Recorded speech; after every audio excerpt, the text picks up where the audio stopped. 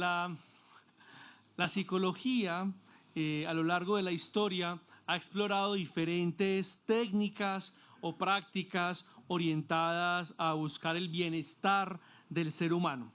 Y hay una herramienta que a lo largo de la historia, a lo largo del tiempo, ha prevalecido en la profesión, en la que se han encontrado mejores resultados y por lo que se ha convertido en un fundamento de toda terapia y acompañamiento psicológico. ¿Cuál creen que es? ¿Cuál creen que es esa principal arma de un psicólogo? ¿Cómo? No, es que la intimidación no. La intimidación no es.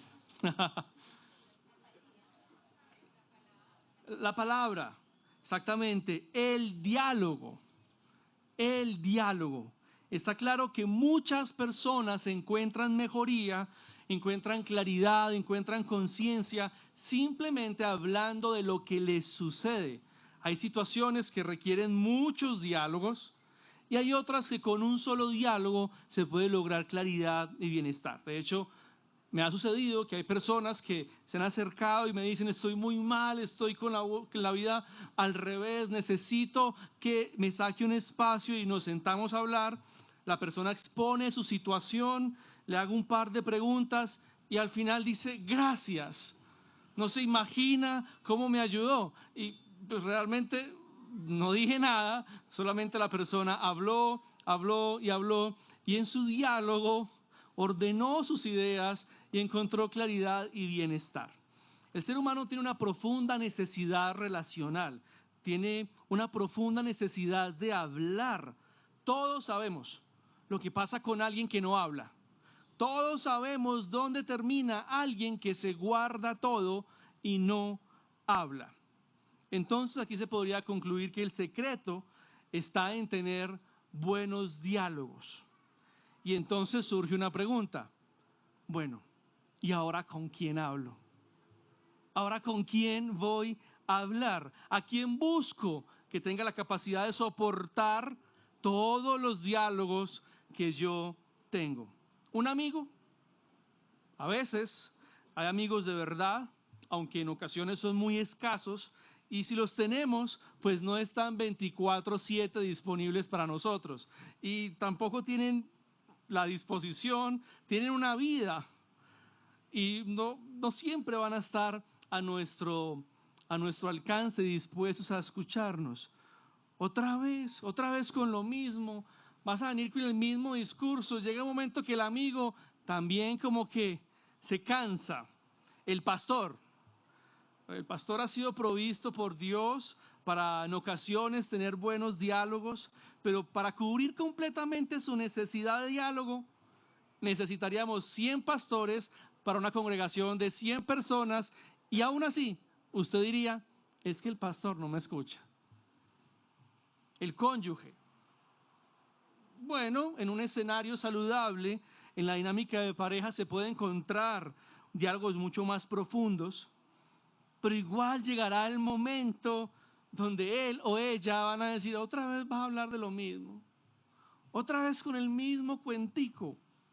Si eso hablamos esta mañana, si eso lo acabamos de conversar, otra vez tienes una necesidad de hablar de lo mismo. Entonces, tal vez guardas silencio y asumes que todo está claro y todo está resuelto. Entonces un psicólogo. Pues si tienes con qué pagarle todos los días, pues estaría bien, aunque incluso en esa circunstancia él se cansará de ti. Y es difícil que encuentres un psicólogo que, aunque le pagues, te agende todos los días. Entonces aquí concluimos que no solo tenemos una profunda necesidad de dialogar, de diálogos, sino que tenemos una profunda necesidad de con quién dialogar, con quién hablamos, quién que esté disponible para mí, quién que en cualquier momento que yo lo necesite esté allí, quién que de verdad me escuche, quién que de verdad me entienda.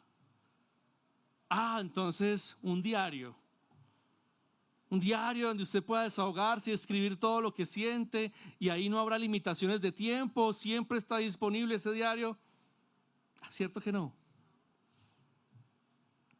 Necesitamos a alguien que realmente nos entienda, alguien que nos haga las preguntas correctas, alguien que no solamente me escuche, sino que pueda empujar conmigo, alguien que pueda intervenir en mi situación, alguien que me pueda guiar por el camino correcto, alguien que realmente me pueda rescatar. Es obvio de quién estoy hablando, ¿verdad? Y es obvio de qué estoy hablando. Y esa es la cuestión, que aquí es obvio, pero en nuestra cotidianidad no termina siendo tan obvio. Porque buscamos insistentemente hablar con un amigo, con el pastor, un terapeuta, pero no tenemos la misma insistencia para hablar con Dios a través de la oración, que es quien realmente tiene la disponibilidad y la disposición y el carácter para estar soportando nuestros diálogos, y más que soportando, disfrutándolos, acompañándonos, interviniendo en lo más profundo de nuestro corazón. En otras circunstancias, sumidos tal vez de desesperanza o en la vergüenza, decidimos guardar absoluto silencio. Inclusive nuestras conversaciones con Dios las reducimos a simples cordialismos diarios. Muy buenos días, Señor, bendice estos alimentos, gracias por el día que ya pasó. Parecemos el minuto de Dios. Es obvio que tenemos una profunda necesidad de Dios. Y que la oración es un regalo que Dios ha provisto por gracia para que vivamos en comunión con Él, en cercanía de Él. Pero si es tan obvio, ¿por qué en ocasiones no oramos? ¿Por qué nos cuesta acudir al lugar correcto y a la persona correcta? Y por eso esta mañana he titulado la reflexión Diálogos con Dios. Diálogos con Dios. No sé si aquí está la agüita. Y por eso Dios nos ha guiado en estos días a compartir esta miniserie Intimidad a puerta cerrada, donde justamente la intención es que podamos fortalecer nuestro vínculo íntimo con el Señor a través de estas prácticas de piedad personal, individual, que usted y yo podemos disfrutar a solas en casa. El día de hoy estudiaremos el Salmo 5. Vamos a leerlo todo, pero vamos a enfocarnos en los primeros 4 versículos en la mañana del día de hoy. Lo leeremos todo para tener un contexto completo, pero presenta muchos detalles. Por cuestiones de tiempo, vamos a enfocarnos en los primeros 4 versículos. El Salmo es un ejercicio poético y pedagógico a través del cual David nos muestra dinámicas relacionales con el Señor en medio de un entorno hostil. David a través del Salmo nos deja entrar a sus oraciones a puerta cerrada. Nos ilustra una oración matutina cargada de emociones, de reverencia, fundamentada en un conocimiento claro acerca del Señor y dejando también en evidencia que solo por la misericordia divina entonces el creyente puede acercarse al Señor y encontrar guía, protección, gozo y comunión con el Padre. Así que les invito justamente en esta mañana a que oremos y nos acerquemos al texto, tengamos un diálogo justamente con el Señor esta mañana antes de leer la palabra.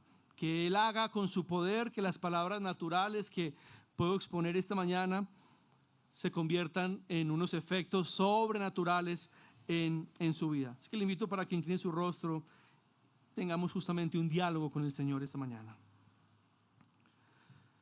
Señor, esta mañana, antes de leer la porción de tu palabra que has provisto para nosotros hoy, queremos a través de esta conversación pedirte que nos permitas por tu gracia y por tu misericordia fortalecer nuestras dinámicas de diálogos contigo, que podamos tener una mejor dinámica relacional contigo, que este salmo sea usado por ti para atraernos con mayor frecuencia y mayor profundidad a ese lugar secreto, a ese lugar al que Cristo se refirió. Cuando vayan a orar, entren en su cuarto y cierren la puerta y hablen a su Padre que está en lo secreto. Señor, puntualmente te pido en esta mañana que tú nos atraigas a ese lugar, pero no colocando una tarea, una carga, una pesadez, sino más bien te pido que a través de este salmo tú puedas despertar un profundo deseo en tu iglesia de conversar contigo, de dialogar contigo, de estar en una profunda intimidad contigo. Te lo pedimos en el nombre de Jesús. Amén. Salmo capítulo 5 dice así.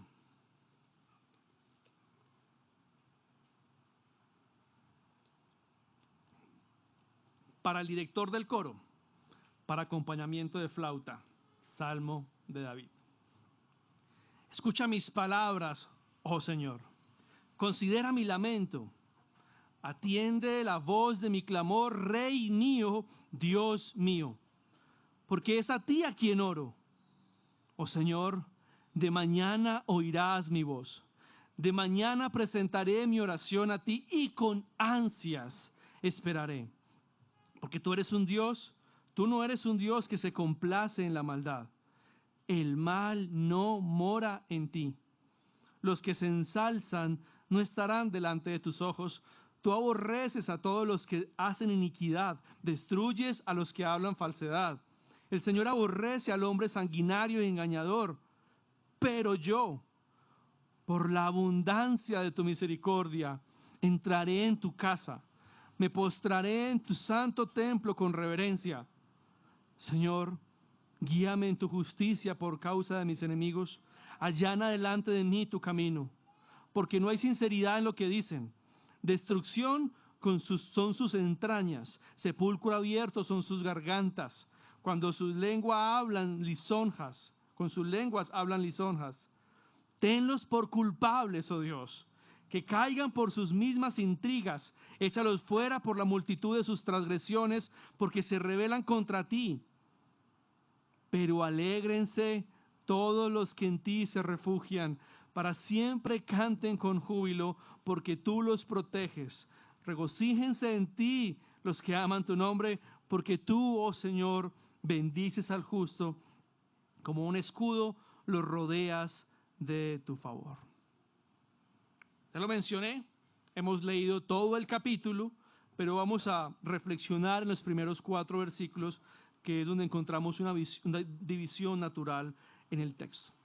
El Salmo comienza con una instrucción que no podemos ignorar. Para el director del coro, para acompañamiento de flauta, Salmo de David. Y eso nos permite identificar que el Salmo de David lo escribe para ser recitado o cantado en un acto litúrgico público, muy posiblemente en el tabernáculo. Pues recordemos que en el tiempo de David aún no existía el templo. Y está dirigido al director de adoración. David tenía una formación musical evidente. Al leer la historia de David podemos ver su cercanía con la música y es un excelente compositor. Lo que estamos viendo aquí en este texto es literalmente como si el pastor Jonathan Calle le escribiera una carta a David Mariaca, nuestro coordinador de alabanza, y le dijera: mira, escribí esta canción, por favor, interprétenla el domingo acompañadita de flauta. Es una instrucción de David para una celebración litúrgica. Y justamente a través de ese canto, a través de esa poesía, David pretende discipular al pueblo en medio de una celebración pública respecto a la oración y a la vida íntima individual de su pueblo con el Señor. Muy alineado con aquellas palabras de Jesús: tú cuando ores, entra en tu cuarto, cierra la puerta y habla con tu Padre que está en el secreto. Solo que en este salmo David nos muestra unos detalles de cómo se ve una oración a puerta cerrada, de cómo se puede ver esa intimidad profunda de una persona con el Señor. Y en los primeros 4 versículos David nos da muchos detalles respecto a su oración personal con Dios. Y haciendo un desglose de verbos, podemos concluir que la oración personal es una acción en la que el Señor escucha, considera, atiende y oye. Como se ve en pantallas, hay un texto. Son las acciones que el Señor hace en esta oración. Escucha, considera, atiende y oye. Mientras yo hablo, me lamento, clamo, me presento y espero. Podríamos resumir que ahí ya encontramos una definición de oración. Es una acción donde el Señor escucha, considera, atiende y oye. Y yo hablo, me lamento, clamo, presento y espero. Lo que nos permite entonces entender que la oración es un diálogo con el Señor, donde los dos, el interlocutor y el receptor, asumen un papel activo, participan a través de verbos activos, los dos interactúan en la dinámica de la oración. Es decir, de entrada entendemos que la oración no es un monólogo, no son palabras lanzadas al viento, no es una conversación contigo mismo, no es un diálogo unitario terapéutico donde tú te dices cosas para escucharlo. Es una conversación activa donde los dos participan. Y aunque es importante aclarar que nosotros hablamos a Dios y Él nos responde a través de su palabra, lo cual lo vamos a profundizar más adelante. Alguien me decía en alguna ocasión que justamente tenía problemas con la oración porque sentía que estaba hablando solo, que prefería tener pensamientos, que conversar de manera audible con el Señor le parecía tonto, se sentía como ridículo porque era como hablando a la pared, como hablando solo. Y desde ese pensamiento, pues se relacionaba mejor con Dios a través de reflexiones mentales. Indiscutiblemente, antes de escuchar nuestras palabras, Dios escucha nuestro corazón. Pero por alguna razón, desde los comienzos de la Escritura, desde los comienzos de la historia, Dios está invitando al ser humano al diálogo. Podemos ver la historia de la palabra y vemos cómo Dios constantemente invita al ser humano al diálogo. Adán, ¿dónde estás? ¿Quién te dijo que estabas desnudo? ¿Acaso comiste del fruto que te dije que no comieses? Caín, ¿por qué estás tan enojado? ¿Y por qué ha decaído tu semblante? Caín, ¿dónde está tu hermano? Y Jesús hace también muchas preguntas a sus discípulos y para recordar una de ellas, ¿quién dice la gente que soy yo? ¿Y quién dicen ustedes que soy yo? ¿Dios acaso no conocía las respuestas a estas preguntas? Obviamente sí. Es uno, pues claro, que Él es omnisciente y conoce lo que cada uno piensa y siente. Él escucha nuestro corazón antes de escuchar nuestras palabras. Pero uno de los objetivos del Señor al hacer estas preguntas es fomentar el diálogo con cada uno de nosotros. Dios se relaciona con nosotros a través de diálogos. Las conversaciones son el canal que el Señor ha habilitado para relacionarse con nosotros. En estos 4 primeros versículos, justamente, que son muy reveladores y confrontantes para la cultura de ese entonces, podemos ver cómo David rompe estructuras mentales religiosas de la cultura de ese momento. Porque las personas en ese contexto podían tener una idea de que se relacionaban con Dios a través del cumplimiento de la ley. O se relacionaban con Dios a través de la obra cada año del sacerdote que entraba al lugar santísimo. O se relacionaban con Dios a través de los diferentes sacrificios.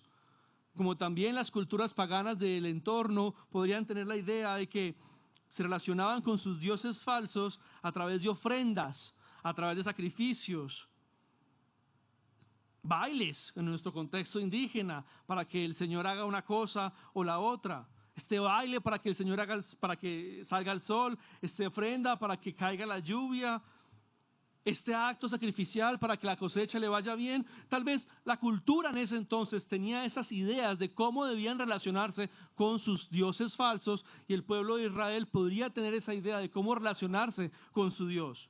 Pero estos 4 versículos rompen esa estructura mental de la época, incluso al interior del mismo pueblo de Israel, presentando a David un diálogo íntimo, una conversación cercana, y de esta manera enseñándole al pueblo: nuestro Dios es diferente. Nuestro Dios es un Dios con el que podemos conversar íntimamente. Iglesia, nuestro Dios es diferente. Podríamos afirmar que Dios es un Dios relacional y nos ha creado justamente como seres relacionales para que vivamos en una íntima y profunda relación con Él. ¿Logras dimensionar lo que significa que el Creador de los cielos y la tierra escucha tus palabras? O en este caso preciso, escucha las palabras de David. ¿Realmente cabe en tu cabeza que aquel que dice que la tierra es el estrado de sus pies considere tus lamentos? ¿Acaso no es una locura que el dueño del oro y de la plata, sustentador de la vida, atienda tu clamor?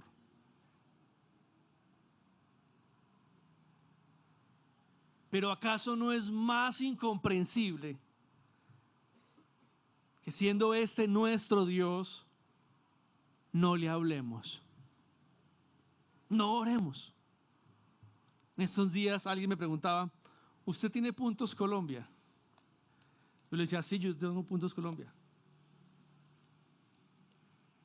¿Cuántos tiene? No tengo ni idea, yo nunca los uso. Entonces, ¿para qué los acumula si no los usa? Y pues sí, tal vez porque no conozco los beneficios, tal vez porque no soy consciente de que eso me puede servir, tal vez porque en piloto automático cada vez que me preguntan pues doy la cédula para que me acumulen puntos, pero no disfruto de eso. ¿Será que esa también es nuestra dinámica? ¿Y será que también esa es la razón por la que a veces no oramos? Que hemos desarrollado tal vez una idea diabólica de que Dios no nos escucha, de que no considera nuestro lamento, de que no atiende nuestros clamores. Esa idea herética de que es la misma cosa si oramos o no oramos. Y a veces fundamentada en un muy buen principio teológico, pues la providencia de Dios, Él hace finalmente su plan. ¿Yo para qué voy a orar? Cuidado con eso, que no es lo que encontramos justamente en el Salmo esta mañana. Que Dios no te responda como tú quieres no valida que la oración no sirve para nada. Tal vez no sirve para tus deseos, tal vez no sirve para satisfacer tus expectativas, pero sí es útil para alinearte con la voluntad de Dios para tu vida y para dar la gloria al Señor. Es un escándalo que el Dios de los cielos te convoque todos los días al diálogo y tú no le dirijas la palabra. ¡Qué pesar de Dios! No, qué pesar de ti, qué pesar de mí, que teniendo tan magna cita todos los días con mi Creador, no le salgamos al encuentro. Qué pesar de nosotros.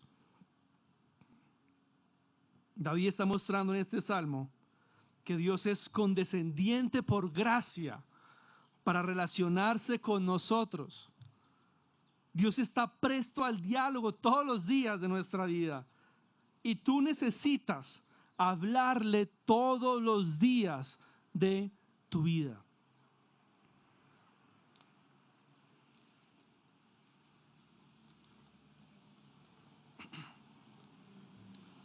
La oración es mucho más fructífera que el diálogo con un amigo. Entonces no hablo con mis amigos. Sí, de hecho, creo que Dios usa los medios comunes de gracia para hablarnos y restaurarnos. Él ha establecido justamente lo que hemos llamado el ministerio de los unos a los otros. Lo que quiero decir es que hay algo que posiblemente puedes mejorar. Si te acostumbras a refugiarte en el amor de los unos a los otros, pero no en tus diálogos con el Señor. ¿No crees que algo anda mal? Que puedas acostumbrarte a buscar refugio en otros y no en quien realmente tiene el poder para restaurar, para sanar, para aliviar tu dolor. La oración es mucho más restauradora que el diálogo con un terapeuta. Entonces no voy a donde el psicólogo. Sí, pero ¿por qué no primero hablas con Dios? Y vas donde el terapeuta. En la oración se encuentra mucha más sabiduría que en el diálogo con un pastor. Entonces no hablo con el pastor. Sí, Dios ha provisto los pastores para guiarte y pastorearte, acompañarte a través de diálogos. ¿Por qué no antes hablas con el Señor? Muchas veces una de las preguntas muy comunes que hacemos en consejería es: ¿y qué te ha dicho el Señor? Y la intención justamente es: ¿hablaste esto ya con Dios? Porque vienes a hablarlo conmigo y yo no tengo el poder para hacer mucho. ¿Hablaste esto ya con el Señor? No estoy diciendo que la oración reemplaza las relaciones humanas. No estoy diciendo que si buscas consejería antes de orar, pecas. No. Lo que estoy dejando en evidencia es que podemos ser rápidos para tener diálogos con las personas correctas, pero en ocasiones prescindimos del diálogo que no nos puede faltar: nuestro diálogo con el Señor. Tenemos que aprender a poner nuestras vidas en oración de la mano del Señor antes de buscar respuestas, consuelo, sabiduría en cualquier lado. Porque no aquietas tu alma, tu cuerpo, cierras la puerta y sigues los verbos que este salmo te provee. Habla, lamentate, clama y espera. David dice: Rey mío, Dios mío. David se está relacionando con un Dios personal. Su devoción está dirigida a un rey personal. Muchos de nosotros podemos afirmar: Rey nuestro, Dios nuestro. Y es verdad, está bien, porque justamente la iglesia es el colectivo que Dios ha diseñado para guiarnos por el camino hacia la madurez cristiana. Y por eso hay adoración colectiva, por eso tenemos la presentación de la palabra colectiva, tenemos un tiempo de oración comunitaria, hay una vida cristiana colectiva. Pero hay una adoración personal, una oración de devoción individual. Hay momentos en los que debo ir a la palabra, no frente al Dios nuestro, sino frente al Dios mío. ¿Me estoy haciendo entender? Hay un consejo general de Dios para la iglesia. Hay una instrucción general de Dios para la iglesia de manera colectiva. Pero hay momentos que necesito que Dios hable a mi realidad profunda e individual a través de la palabra. Hay momentos que debes presentarte no ante nuestro Rey, sino ante tu Rey.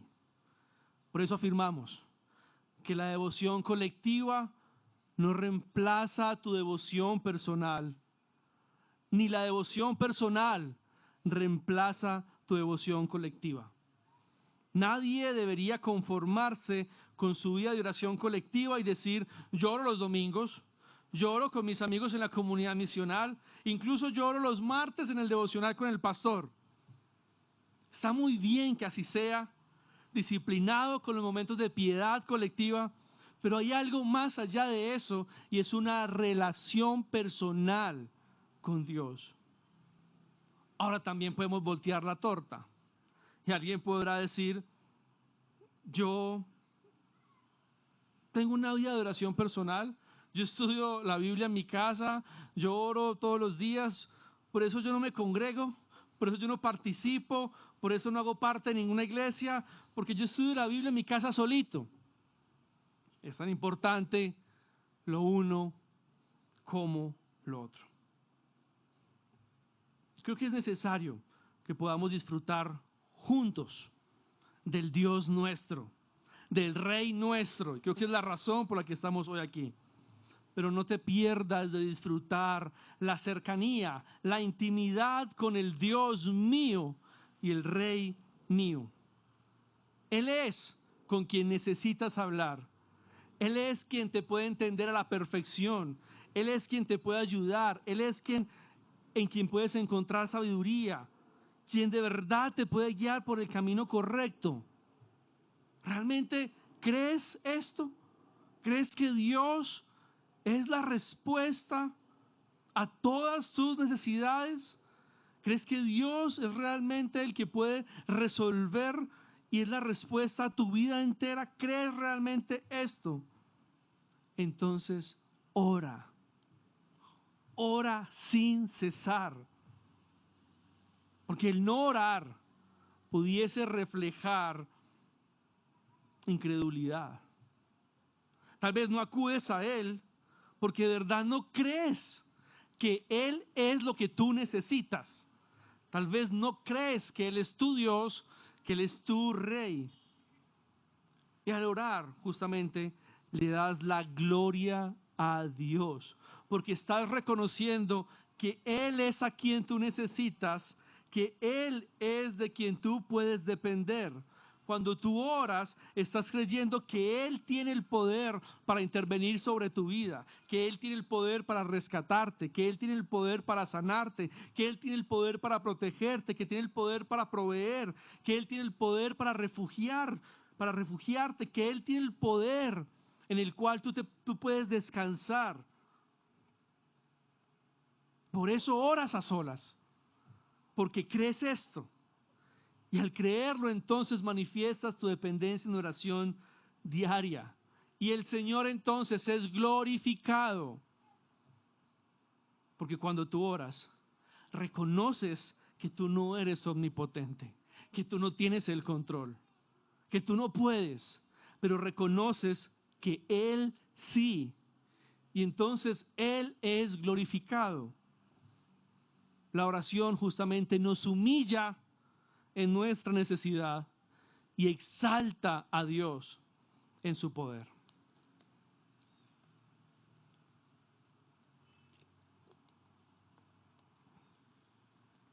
David dice, de mañana oirás mi voz, de mañana presentaré mi oración a ti. Como este hay muchísimos textos que nos hablan de la oración matutina, de la oración de la mañana. De hecho, así como David, podemos recordar la palabra que menciona a Jesús, que muy de mañana, incluso antes de que el sol saliera, se apartaba a solas a orar. Y aunque hay muchos textos en la Escritura que nos hablan de la oración de la mañana, ninguno de ellos son prescriptivos. Más bien todos son descriptivos. Es decir, ninguno de estos textos puede interpretarse como un mandato de que tienes que orar en la mañana y que la oración de la mañana es más poderosa que la oración de la tarde. Es verdad que en la Biblia encontramos muchas personas orando en la mañana, pero repito, son textos descriptivos, ninguno puede interpretarse como un mandato. Hay muchos textos, incluso el mismo testimonio de Jesús, que nos permite entender que la oración de la mañana es una práctica saludable, pero no es mandatorio. Lo que sí podemos afirmar entonces es que lo que David le está enseñando al pueblo a través de este salmo, a través de esta claridad del momento en el que ora, es que la oración sí es prioritaria. Sí es prioritaria y ocupa un lugar preeminente en su agenda diaria. Por eso alguien dijo, a modo de buen consejo, que un cristiano debería levantarse de rodillas y no de pie. Que lo primero que un cristiano debería poner en el piso son las rodillas y no sus pies. Ahora lo dijo en sentido figurado. No es que dentro de 8 días van a llegar todos con las rodillas rotas porque se tiraron de rodillas de la cama.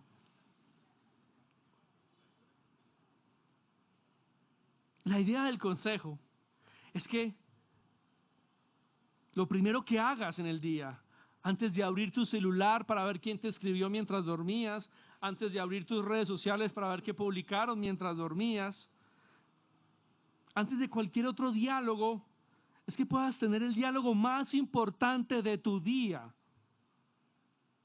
Y un diálogo que no cierra ahí, es un diálogo que se abre ahí y que puedes continuar el resto de tu vida desde cualquier escenario donde estás. Un cafecito, la Biblia y una buena conversación con Dios. ¿Quién puede comenzar su día mejor? ¿Quién pudiese comenzar mejor su día?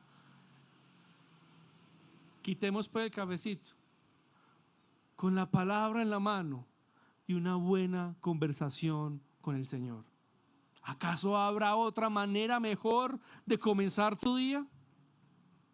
¿Alguien conoce una fórmula mejor para comenzar el día? Alguien dirá, pero es que a mí se me da más fácil a las 4 de la tarde. Está bien. El principio que se establece en este salmo, más allá de una hora específica, lo que se enseña es que el tiempo de oración a solas con el Señor debe ser prioritario y debe ser constante. En la expresión de David podemos interpretar con facilidad que el presentarse en la mañana ante el Señor en oración no era un asunto de una mañana, sino que es una costumbre de todas las mañanas. La invitación entonces es que te agendes diariamente en tus tiempos de intimidad con el Señor. Si le preguntamos a David, ¿en qué momentos de la siguiente semana tendrá espacios de intimidad con el Señor? Él con total claridad podrá respondernos todos los días antes de que salga el sol. Si te preguntamos a ti, la próxima semana, ¿en qué momentos tendrás un tiempo de intimidad con el Señor? ¿Tendrías la misma claridad? Algunos sí, que tienen muy buenas prácticas de piedad. Algunos tendríamos que mejorar también en esto. Si tú no tienes agendados esos espacios, lo más probable es que no los vayas a tener.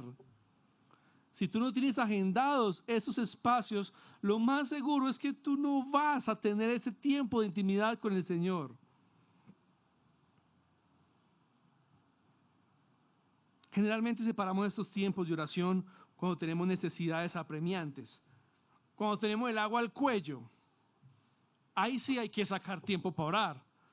Cuando realmente ya no hay nada que hacer, ahí sí quitamos lo que sea. Lo único que nos queda ahora es orar. Iglesia, la oración no debe ser nuestro último recurso, sino nuestra primera opción. La oración no debe ser nuestro último recurso, sino la primera opción. ¿No será mejor orar antes de que todas las cosas sucedan? ¿No será mejor orar mientras la crisis pasa? ¿Y no será mejor orar después de que la crisis pase? ¿Por qué esperar a tener el agua al cuello para tener el diálogo que tienes que tener? La oración no puede convertirse en el último amuleto en el cual depositas tu fe. Ya lo he intentado todo, ahora intentemos esto a ver si me sirve. Los diálogos con el Señor deben ser tu primera opción. Pero si el Señor sabe lo que estoy viviendo, porque tengo que contárselo, preguntará a alguien. Él lo sabe, pero tú necesitas dialogarlo con Él. Él lo sabe, pero tú necesitas hacerlo partícipe a Él. Tú necesitas aferrarte a su mano para pasar esta crisis. Él sabe por dónde vas a pasar, pero tú necesitas involucrarlo.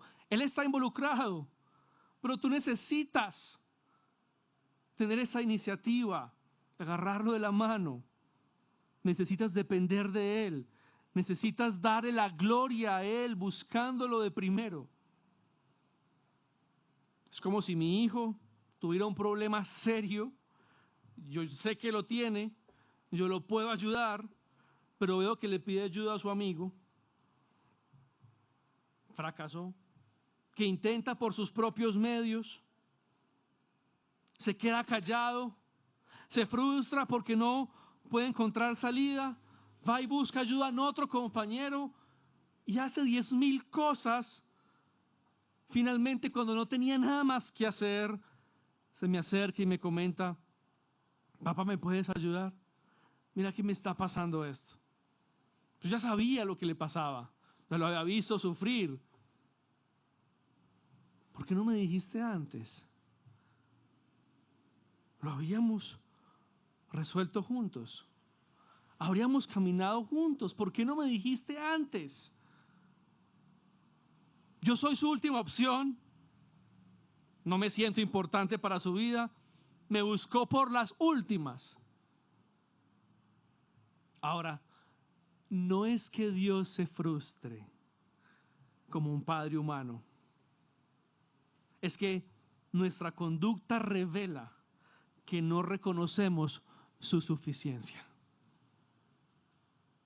No es que Dios experimente mi dolor frente a mi hijo porque no me buscó primero, pero sí nuestro comportamiento refleja, pues, que Jesucristo no basta. Y ahora lo cantábamos.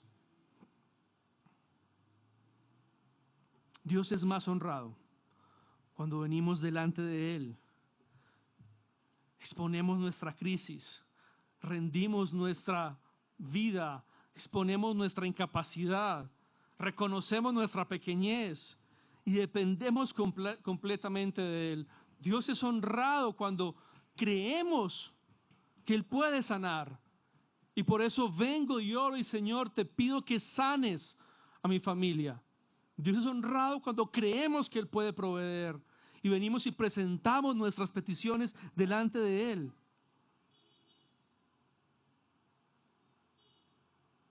Cuando venimos, Señor, yo lo he intentado todo, ¿podrías ayudarme? Posiblemente la respuesta: hey, me hubieras dicho antes. Hubiéramos caminado juntos. Ahora tenemos que resolver problemas adicionales en los que te metiste intentando solo. O sea que si buscamos a Dios en oración como primera opción, nada malo nos va a pasar. No estamos afirmando eso. No estamos diciendo que tus problemas, tus fracasos, tus crisis son por falta de oración. No estamos afirmando eso en esta mañana. Estamos diciendo: los problemas, los fracasos, las crisis y la vida en general debemos transitarla en diálogos constantes con el Señor. El más beneficiado eres tú. Puedes ahorrarte problemas innecesarios y de esa manera le das la gloria a Dios al transitar tu vida con Él como prioridad. O sea que si oramos mucho por las mañanas, todos los días, el Señor se mueve a mi favor. El Señor se mueve a tu favor por gracia y misericordia, no porque ores. Sí, el Señor se mueve a nuestro favor por gracia y misericordia, no porque hagamos algo dejamos de hacerlo. Recordemos que el poder de la oración no está en quien la hace, sino en quien la escucha. El poder de la oración no está en quien la hace, sino en quien la escucha. No el que ora 2 horas le va mejor que el que ora 10 minutos. Porque el poder de la oración no está en quien la hace, sino en quien la escucha. Pero el que ora con mayor disciplina, el que se expone mucho más al Señor, posiblemente se atraviesa la misma crisis, diferente que el que no lo hace. Aunque es el mismo camino, muy posiblemente sí se atraviesa ese desierto con unos recursos diferentes. Es decir, no es Dios el que cambia en la oración. Somos nosotros los que nos alineamos con su providencia y transitamos por los caminos de la vida con un gozo imborrable. Y hay una frase clave en el versículo 3.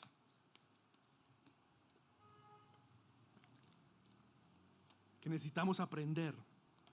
David dice, y con ansias esperaré.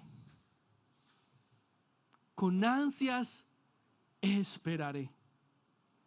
Y aquí David nos enseña una de las dinámicas más importantes, creo yo, de nuestra vida relacional con el Señor. Aprender a esperar en Él. Note muy bien la diferencia. Con ansias esperaré, a con ansiedad actuaré. ¿Qué lo caracteriza a usted? ¿Cómo es más común verlo a usted? ¿Esperando con ansias o actuando con ansiedad?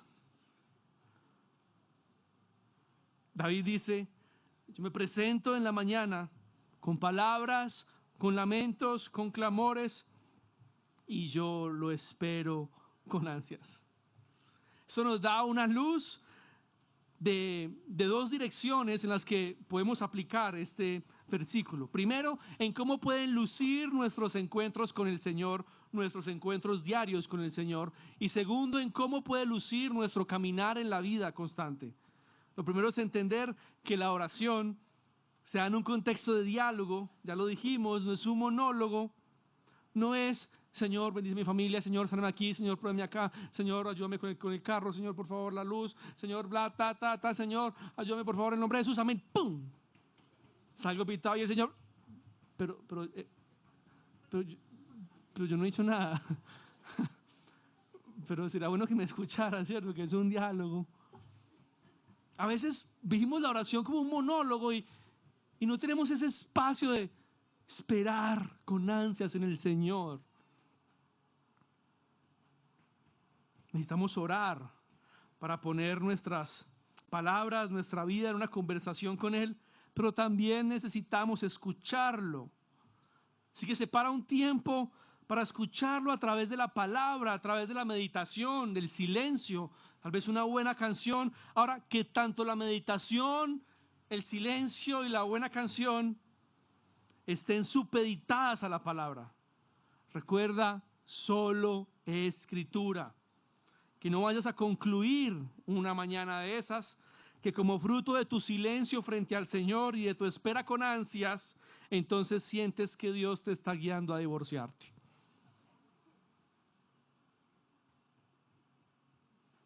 Nunca el Señor te va a hablar en contra de lo que ya está establecido en su palabra. Hace 8 días justamente tuvimos una predicación que resaltaba la importancia de escuchar la voz de Dios. Y en definitiva, su voz está revelada en su palabra. Es decir que Él no te va a decir nada contrario a lo que ya está en las Escrituras. Si escuchas o sientes una voz que te está guiando en contra de las Escrituras, no es Dios quien te habla. Por eso la palabra es tan importante en nuestros encuentros personales, porque te sintonizan con la voz del Señor, afinan tu oído para escucharlo con claridad, te permite identificar con claridad, este es Dios, esta es mi naturaleza pecaminosa buscando hacer lo que desea. Lo segundo que vemos en esta afirmación, con ansias esperaré, es que debemos vivir con esa misma actitud, esperando que Él actúe, que Él instruya, que Él guíe, que Él ordene, que Él muestre. No sea como aquel que ora, Señor, guíame en este negocio para ver si debo firmar este contrato, si es lo mejor para mí, dame sabiduría para saber si es correcto, para saber si es ético, en el nombre de Jesús, amén. ¿A dónde le firmo? No nos pasa a veces eso, ya tenemos la decisión tomada y oramos por liturgia religiosa. ¡Ey, espere! Que el Señor se manifieste, que el Señor le guíe, que el Señor le hable. Ahora tampoco es que vayamos a caer en el misticismo de que usted no vuelve a mover un dedo si la rosa de Guadalupe no cabe, pues. Pero que no vayamos a caer en ese misticismo. Entonces se le pasa la vida y usted no toma decisiones porque no siente que el Señor le haya dicho nada. Justamente cuando usted está atascado en una decisión y después de haber dialogado con el Señor por buen tiempo y no tiene claridad, posiblemente por su incapacidad de escuchar la voz de Dios con precisión, por su naturaleza pecaminosa o por cualquier otra variable, entonces acuda a la sabiduría del Señor entregada a la iglesia. ¿Habrá algún hermano con quien usted pueda hablar y aclarar? Porque en la multitud de consejeros hay sabiduría. Y el Señor podrá guiarlo a través del consejo de un hermano en la fe. Pero definitivamente creo que usted y yo tenemos que aprender a esperar más en Él. Esperar en esos tiempos en intimidad a puerta cerrada. Esperar en esos espacios íntimos y profundos con el Señor. Esperar en la cotidianidad de la vida. Finalmente, el versículo 4, David hace un reconocimiento del carácter de Dios. Tú no te complaces en la maldad. Es una expresión de adoración a Dios, que parte justamente del carácter de Dios que David ha conocido de primera mano en sus escenarios relacionales con Él. Tal vez no lo leyó, tal vez no se lo contaron, pudo evidenciarlo en su experiencia íntima con el Padre. Es el conocimiento que David tiene de Dios, después de pasar tiempo con Él en esa dinámica relacional. Puede reconocer, tú no te complaces en la maldad. Puede ver el carácter de Dios, puede ser testigo de quién es Dios. Así que no solamente es esa dinámica relacional la que nos convoca, no son solamente nuestras peticiones, nuestros problemas los que nos llevan al lugar secreto.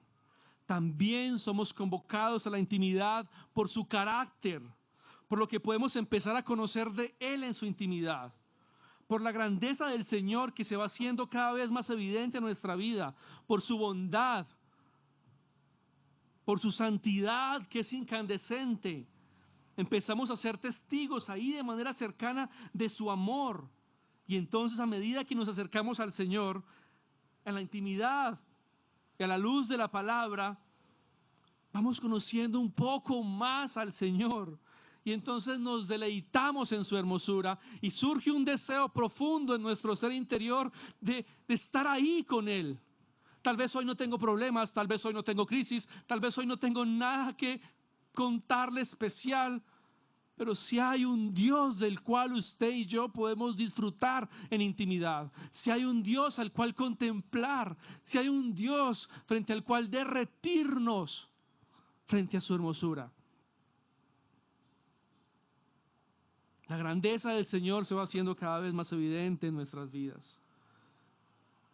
Y esos encuentros íntimos se convierten en esos momentos paradisíacos donde nos rendimos ante la hermosura de su gracia, ante la grandeza de su carácter.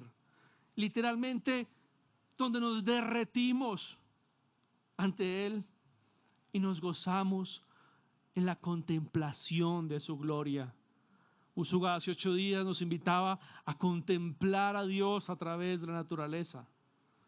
Ahora también podemos contemplar el carácter de Dios a través de la intimidad. Es algo así como a veces me mira mi hija con esa mirada de enamorada que me derrite completamente. Algo así a veces pasa en nuestros tiempos de intimidad con el Señor, que al ser testigos cercanos de su carácter podemos mirarlo, disfrutar de su grandeza, descansar en su pecho y deleitarnos en su gracia y en su misericordia. Lo que puedo ver los ojos brillantes de David como un enamorado mirando al cielo al decir, en medio de un entorno tan malvado, el mal no mora en ti. Y cómo ese reconocimiento genera esperanza para David en ese entorno hostil. Cómo al ver todo el mundo que lo rodea, incluso verse hacia adentro y hastiarse de la maldad que hay, hacia donde mire, pueda mirar al cielo y decir, ay Señor, el mal no mora en ti. Qué bueno es mirar hacia un lugar donde no hay maldad.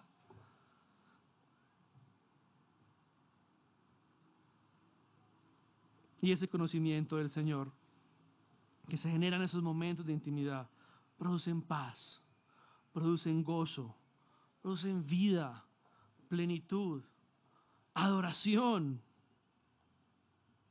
Cuán hermoso es nuestro Señor. Y cuánto de Él hay para conocerlo.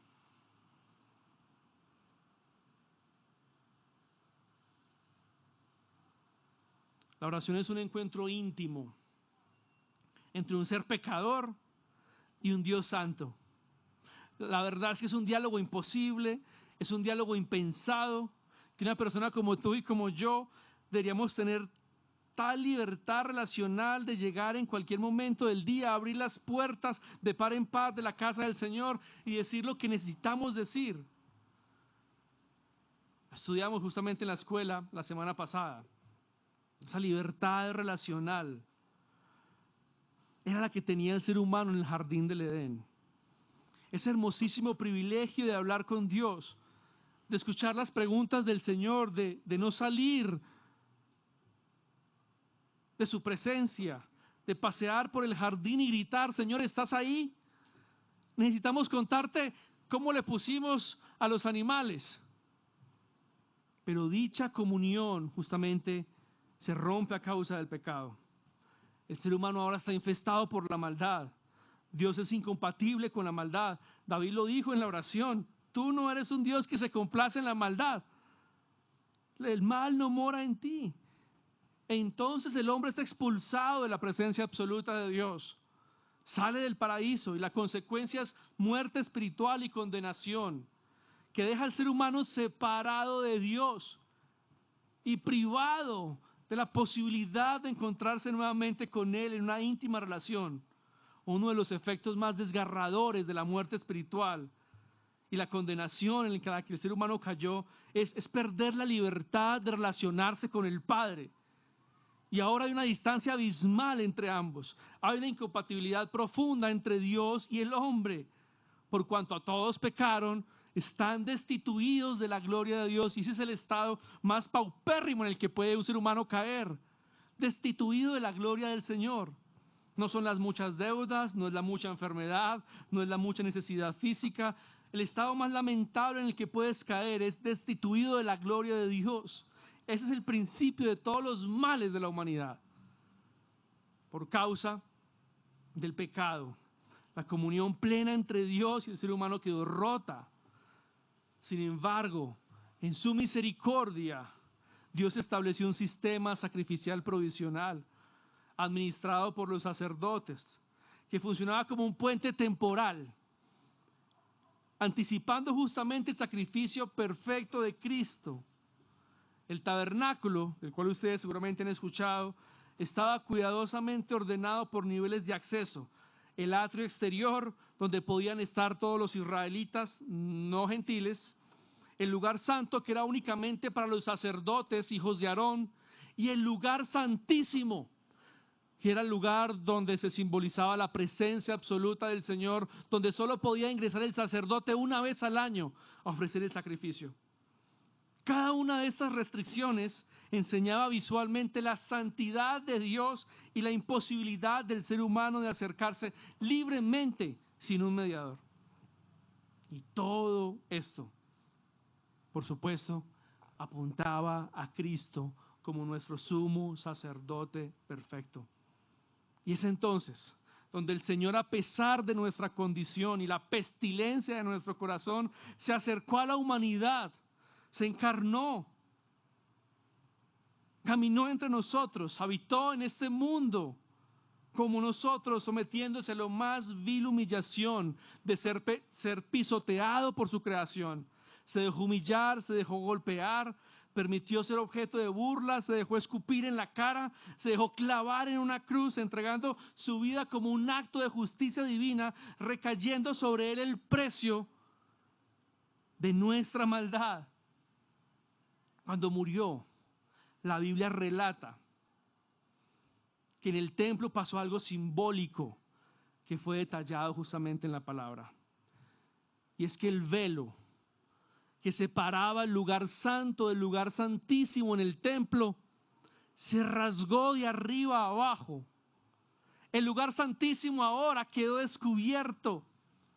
El lugar de la presencia de Dios ahora quedó accesible.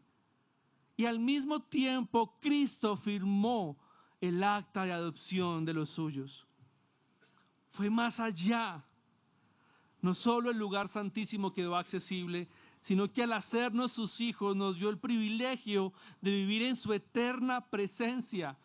Así que escúchalo muy bien. Si has reconocido a Cristo como tu Salvador y como tu Señor, ya no tienes que entrar al lugar santísimo. Vives en la misma casa del Señor y quiera donde tú quieras que estés, puedes decir: papá, necesito contarte algo. Para que pudieras orar con la libertad que tienes hoy, Cristo tuvo que morir. ¿Por qué no oras entonces?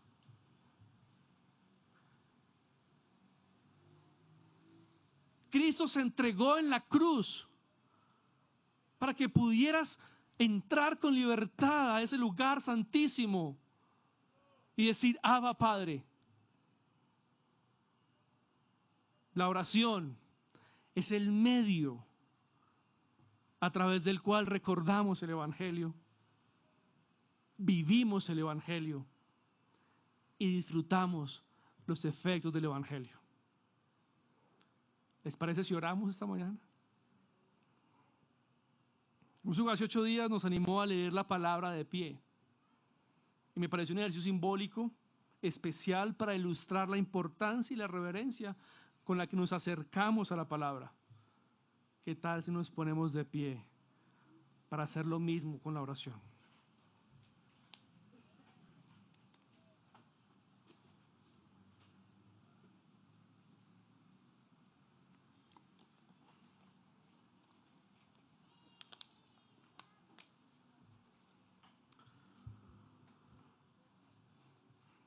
Señor, escucha nuestras palabras en esta mañana.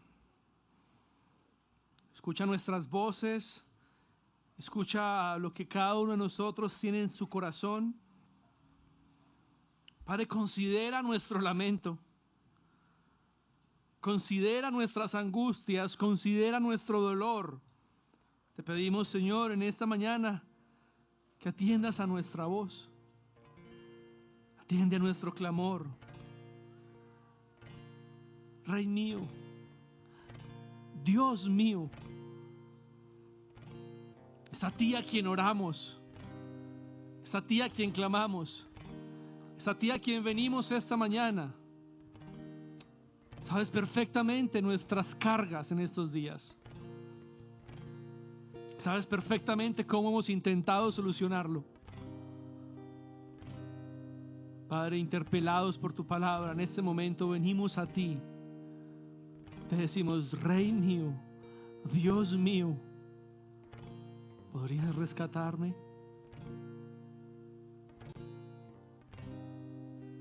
¿Podrías intervenir? Señor, ¿podrías darme paz en medio de esta situación?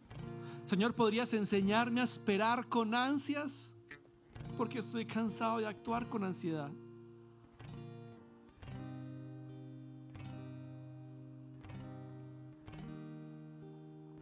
Presentamos en esta mañana nuestras oraciones. Presentamos a todos aquellos que están enfermos y te pedimos, Señor, creyendo que tienes el poder para sanar, te pedimos sanidad sobre los cuerpos enfermos. Presentamos en esta mañana a todos aquellos que están pasando por necesidades económicas. Te pedimos, Señor, provee para nuestras necesidades. Tú que eres el dueño del oro y de la plata. Te pedimos por todos aquellos que están pasando por dificultades emocionales y mentales. Señor, tú tienes el poder de poner en orden nuestras mentes. Clamamos, Señor, pon en orden nuestros cuerpos, pon en orden nuestras emociones. Hoy venimos presentando nuestras familias. Padre, tú podrías cuidar a los nuestros. A veces como padres sentimos que se nos escapan de nuestra protección. Tú, que eres nuestro Dios, nuestro Rey, a ti te presentamos todas nuestras peticiones. Porque tú no eres un Dios que se complace en la maldad. El mal no mora en ti. Y te damos gracias, porque aunque hay maldad en nuestro corazón, podemos tener estas conversaciones libres en tu presencia. El orar, Señor, me recuerda que Cristo murió en la cruz por nosotros. Esa libertad que tenemos de clamar a ti nos recuerda que Cristo rasgó el velo, que en Cristo fuimos adoptados y ahora tenemos una libertad relacional contigo. El orar nos permite disfrutar de esa obra redentora de Cristo, con la que podemos acercarnos cada mañana y refugiarnos en tu presencia. Todo esto es posible gracias a Cristo, Señor. Todo es posible por tu gracia y por tu misericordia. Por eso te adoramos, por eso te exaltamos, mi Señor. Te pedimos en el nombre de Jesús que coloques un profundo deseo en nosotros de tener tiempos profundos de intimidad contigo. Enamóranos de ti. Enamóranos de habitar en tu presencia. Te lo pedimos en esta mañana, en el nombre de Jesús.